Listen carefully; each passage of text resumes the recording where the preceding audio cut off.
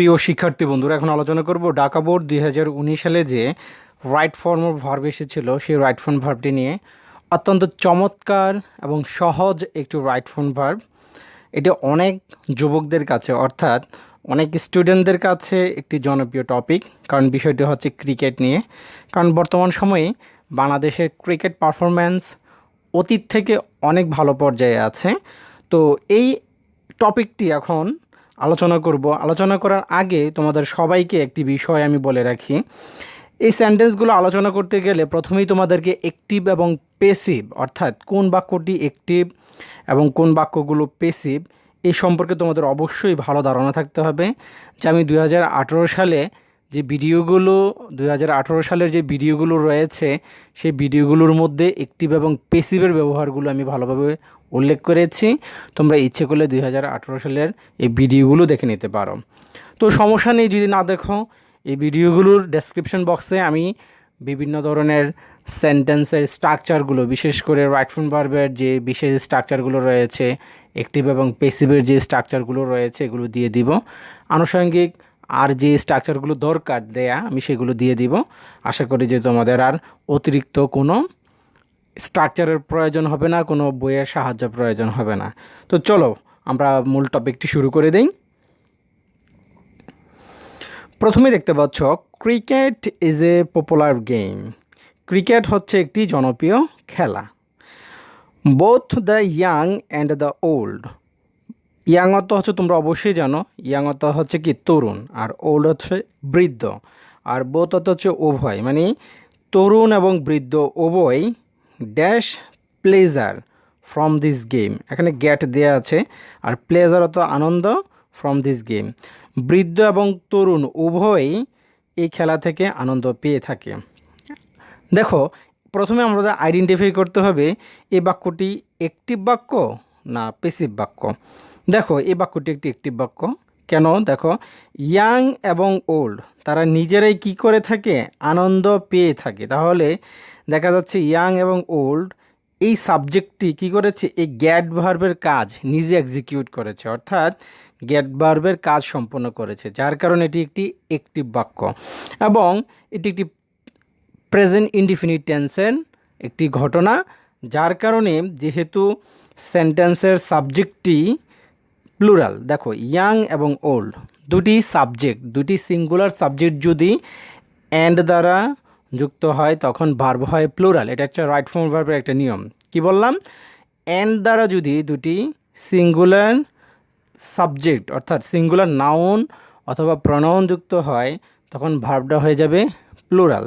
তো এই ক্ষেত্রে গ্যাট তো তোমার মূল ভার্ব দেয়া আছে, তো এই ক্ষেত্রে গ্যাট আমাদের গ্যাটই থাকবে, অর্থাৎ গ্যাটের সাথে এস বাই এস যোগ করা যাবে না, কারণ এটা যদি থার্ড পারসন সিঙ্গুলার হতো তখন গ্যাটের সাথে এস হতো। ঠিক আছে, আশা করি যে এই সেন্টেন্সটি তোমরা বুঝতে পেরেছ।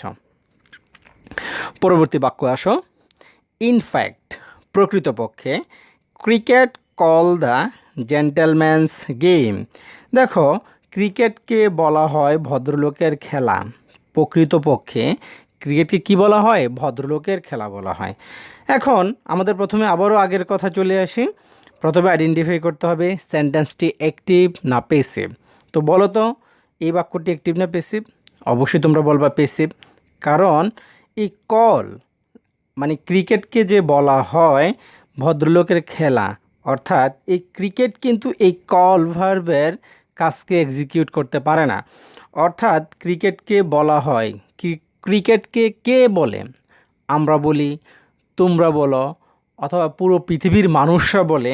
আসলে এই যে সাবজেক্ট আমরা, তোমরা বা মানুষ, এইগুলো কিন্তু এই সেন্টেন্সের সামনে কিন্তু নাই, যার কারণে এই সেন্টেন্সটি প্যাসিভ। কারণ এই ক্রিকেট কখনো এই কল ভার্বের কাজ সম্পন্ন করতে পারে না। ঠিক আছে, এই কারণে এই বাক্যটি প্যাসিভ। তাহলে কল ভার্বের কাজ কে সম্পন্ন করত? আমরা করতাম। যদি এমন হতো we call cricket is a gentleman's game, তখন এই বাক্যটা হয়ে যেত ধরো অ্যাক্টিভ বাক্য। কিন্তু এখানে ক্রিকেট থাকার কারণে এই বাক্যটি প্যাসিভ হয়ে গেছে। তো প্যাসিভের গঠনটি আমি অবশ্যই দিয়ে দিব। তো প্যাসিভের গঠনটি দেখে তোমরা দেখে নেবা। প্যাসিভের গঠন হচ্ছে subject plus am is are was one plus ভার্বের পাস্ট পার্টিসিপল ফর্ম। তো এখানে ক্রিকেটও তো সিঙ্গুলার, তো সিঙ্গুলার হলে যেহেতু এটা প্রেজেন্ট টেন্সের একটি ঘটনা, তো ক্রিকেটের সাথে কি হবে, ইজ হবে। হ্যাঁ, আর কলের পাস্ট পার্টিসিপল ফর্ম কল্ড, তাহলে উত্তরটি হয়ে যাচ্ছে ইজ কল্ড। ক্রিকেটকে বলা হয় দ্য জেন্টলম্যানস গেম, ভদ্রলোকের খেলা। আশা করি যে এই অংশটি বুঝতে পেরেছ। যদিও ডেসক্রিপশনটা একটু বড় হয়ে যাচ্ছে, তো সমস্যা নেই, আশা করি যে উপকৃত হবা। It entertain us with politeness and discipline. Entertain অত বিনোদন দেয়া, পোলাইটনেস অত হচ্ছে নম্রতা, অ্যান্ড ডিসিপ্লিন অত হচ্ছে নিয়মাবর্তিতা। তাহলে এটা আমাদেরকে আনন্দ দিয়ে থাকে পোলাইটনেসের সাথে, অর্থাৎ নম্রতার সাথে এবং নিয়মাবর্তিতার সাথে। দেখো এই বাক্যটি প্রথমে আইডেন্টিফাই করতে হবে অ্যাক্টিভ না প্যাসিভ। তো দেখো ইট দিয়ে আসলে ক্রিকেট খেলাকে বোঝাচ্ছে। তো ক্রিকেট খেলা নিজেই কিন্তু আমাদেরকে বিনোদন দেয়, ক্রিকেট খেলা কিন্তু আমাদেরকে বিনোদন দেয়। তো এটা অ্যাক্টিভ বাক্য এবং প্রেজেন্ট ইনডিফিনিট টেন্স এবং সাবজেক্ট হচ্ছে কি থার্ড পারসন সিঙ্গুলার, যার কারণে এখানে এন্টারটেইনের সাথে আমাদের একটা এস যোগ করতে হবে, এন্টারটেইনস। ঠিক আছে, entertain us with politeness and discipline. Okay, পরবর্তী বাক্যতে আসো। A sense of brotherhood and fraternity.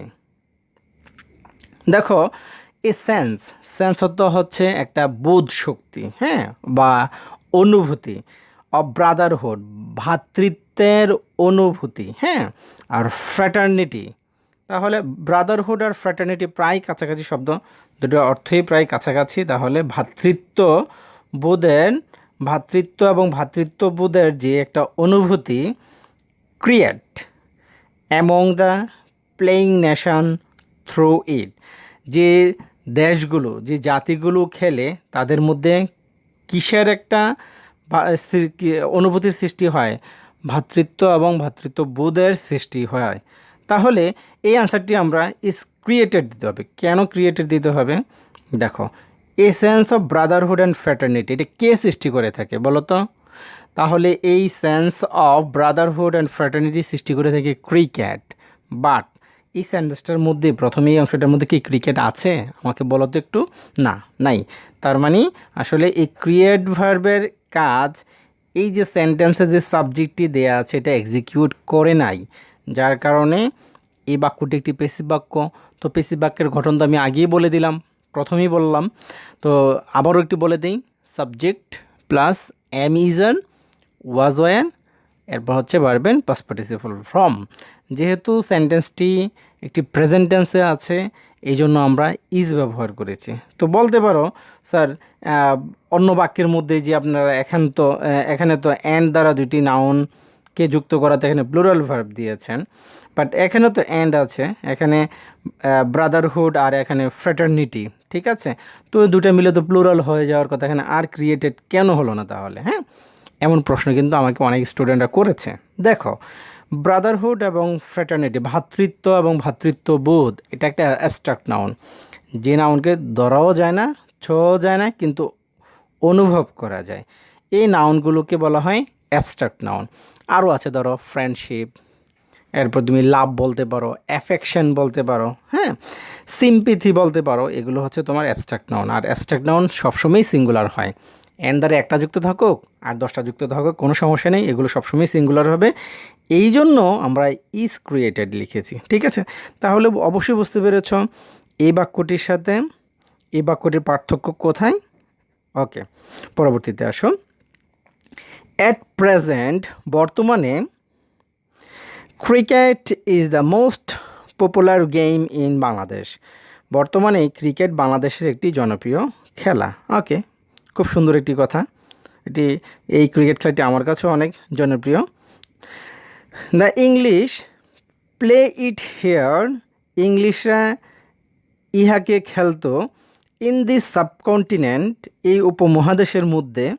তাহলে দেখো ইংলিশ যারা রয়েছে, ইংলিশ বলতে এখানে ওই আমাদের ইংলিশ বই যে এটা না, কিন্তু আসলে ইংলিশ দিয়ে ইংলিশ জাতিকে বুঝিয়েছে। হ্যাঁ, ইংলিশ যারা রয়েছে যেমন বাঙালি জাতি, ইন্ডিয়ান জাতি, ইংরেজ জাতি, তো তাদেরকে ইংলিশ বলেছে। ঠিক আছে, যেমন আমরা জানি ক্রিকেট খেলা প্রথম আবিষ্কৃত হয়েছিল ইংল্যান্ডে। ঠিক আছে, তো তাদেরকে আসলে ইংলিশ বলেছে। হ্যাঁ, তাহলে the English play it here, ইংলিশরা কী করতো, এই খেলাটা বাংলাদেশে মানে তারা এই উপমহাদেশের মধ্যে খেলতো। তাহলে ইংলিশরা কিন্তু নিজেই খেলতো। তার মানে বলো তো এই সেন্টেন্সটি অ্যাক্টিভ না প্যাসিভ? অবশ্যই বলবা, যেহেতু ইংলিশরা এই খেলাটা এই উপমহাদেশের মধ্যে খেলতো, তো স্যার এটা অ্যাক্টিভ। গুড, আসলে একটি অ্যাক্টিভ বাক্য। তাহলে বলো তো এই বাক্যটি আবার কোন টেন্সের মধ্যে আছে? অবশ্যই এটা পাস্ট টেন্সের মধ্যে, কারণ ইংলিশরা কি এখন এই খেলাটা আবিষ্কার করেছিল বা প্রথম কি উপমহাদেশের মধ্যে খেলছিল, বর্তমানে খেলেছিল না, এটা অতীতে তারা এই খেলাটা সূচনা করেছিল এবং পুরো পৃথিবীর মধ্যে তারা এই খেলাটা ছড়িয়ে দেয়। এই কারণে এটা পাস্ট টেন্সের ঘটনা। হ্যাঁ, তো ইংলিশ এখানে প্লে হয়ে যাবে, প্লেইড হয়ে যাবে, অথবা আরেকটু উত্তর দিতে পারো। দেখো এখানে আমি উত্তরের মধ্যে লিখেছি use to play. Use to play মানে এটা বোঝাচ্ছে অতীতে কোনো কাজ করেছে এবং যেটা বর্তমানও করছে, অর্থাৎ অতীতের কোনো কাজে অভ্যস্ত এবং সেটা বর্তমানেও করে, এই ক্ষেত্রে ইউজ টু কথাটি ব্যবহার করা যায়। আর আমরা জানি ইউজ টুর পরে মূল ভার্ব ব্যবহার করতে হয়, এই সুবাদে আমরা ইউজ টু প্লেও আমরা লিখতে পারবো। হ্যাঁ, তাহলে দুটো উত্তরই রাইট, প্লেড লিখলেও হবে এবং ইউজ টু প্লে লিখলেও হবে। আশা করি যে বুঝতে পেরেছ। আরেকটু বলে নেই, ইউজ টুর ক্ষেত্রে আরেকটু কথা আছে। যেমন মনে করো আমি অতীতে শিক্ষা দিতাম, এখনও স্টুডেন্টকে শিক্ষা দেই, এই ক্ষেত্রে ইউজ টু প্লে ব্যবহার করা হবে।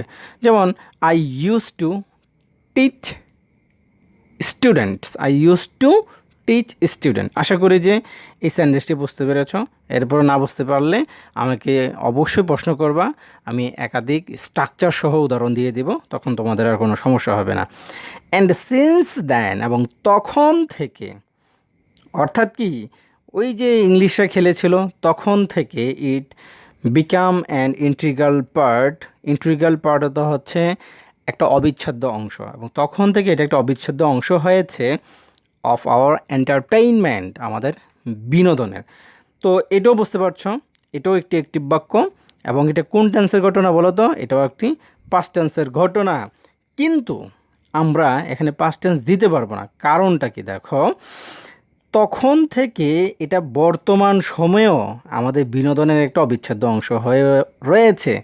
তাহলে যেই কাজটা শেষ হয়ে গেছে কিন্তু এর ফলাফলটা এখনও রয়েছে, সেটা তো অবশ্যই জানো প্রেজেন্ট পারফেক্ট টেন্সে লিখতে হয়। এই কারণে আসলে থার্ড পারসন সিঙ্গুলার এবং একটা অ্যাক্টিভ বাক্য, এই কারণে ইটের পরে হ্যাজ আমরা বসিয়েছি এবং ভার্বের পাস্ট পার্টিসিপল ফর্ম ব্যবহার করেছি। তাহলে since then it has become an integral part of our entertainment, তখন থেকে এটা আমাদের বিনোদনের একটা অবিচ্ছেদ্য অংশ হয়েছে। ঠিক আছে, আশা করি যে দুটুকু পর্যন্ত বুঝতে পেরেছ এই অংশটা কেন প্রেজেন্ট পারফেক্ট টেন্সে লিখেছি। Our team consist of skilled players, আমাদের যে দলটা রয়েছে এটা গঠিত হয় স্কিলড প্লেয়ারদেরকে নিয়ে। তাহলে আওয়ার টিম, তাহলে এটা একটি বাক্য, আর আওয়ার টিমটা হচ্ছে থার্ড পারসন সিঙ্গুলার, যার কারণে কনসিস্টের সাথে আমরা একটা এস বসিয়েছি। গুড, আর প্রেজেন্ট টেন্সের ঘটনা এটা।